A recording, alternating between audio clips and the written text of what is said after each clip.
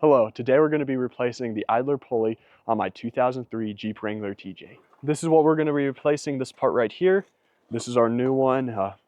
Something I always like to do is at the auto parts store, go in there and ask if you can, I recommend just taking a picture of that and matching with the part you get, just so you don't get another part that you don't need. What the tools you're going to need for this job are a 9/16 socket and a breakover bar.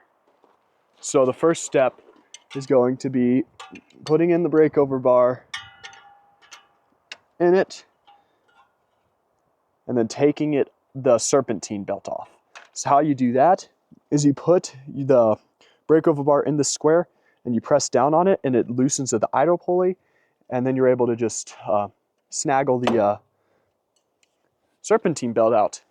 I'm not going to take it all the way out because all I need to do is get to here, so I'm just going to tuck it in here, and now I've got access to my idler pulley. So I'm going to put the mic up to the idler pulley, and you're going to be able to hear how gravelly it is.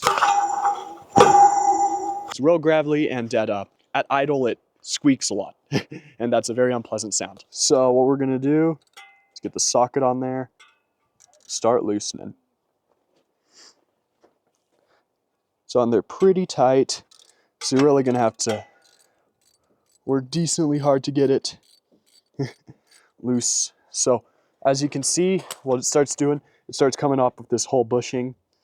Just make sure that you catch everything that comes off with it, because it's very unpleasant to have to fish around in the engine bay for washers and spacers.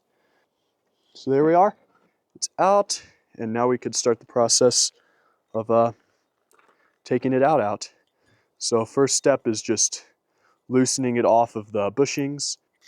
There we are. And then this part is our old bearing. So you could definitely see and hear that clicking right there.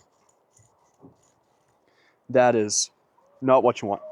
So now what we're gonna do is take this through, put it through, stick this back on, get it through here, and then we're gonna tighten it down and get that re-threaded and seated back on, get our bushing back in and everything, get it going.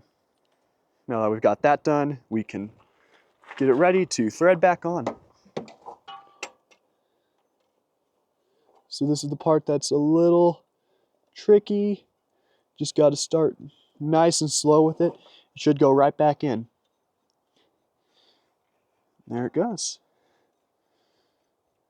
And once you get all the way in on the bushing, you're able to just spin the bushing and it spins the entire bolt head. Now start on the bolt head. Now we're going to get our socket, tighten it back up. This is a part you want to get pretty snug on there, because if it's loose it could fall off, and that is a very unpleasant thing. You do not want that to happen.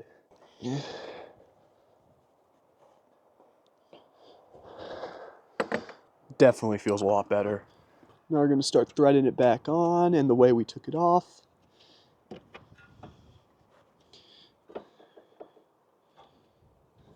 Get on this one, get over here, get it reset on the engine. This is definitely the fun part. I'm going to get a quick photo out of the belt diagram. I have one with AC, so it should be pretty nice. It's this first photo here. That's how it goes. Now we just gotta get it on. Easier said than done. That's not bad at all though. I'm gonna grab our breakover bar, put it on there.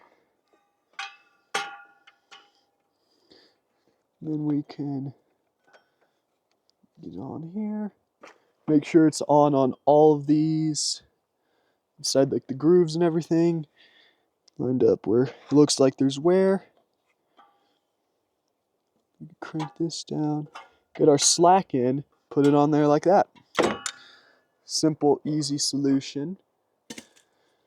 Everything looks good on it, so now we can start it up and see if we have a squeak.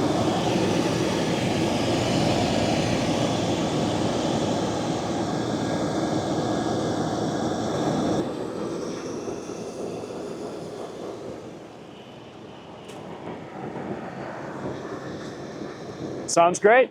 Well, seems like the problem's solved. That's the end of today's video. Thanks for tuning in, and please like and subscribe.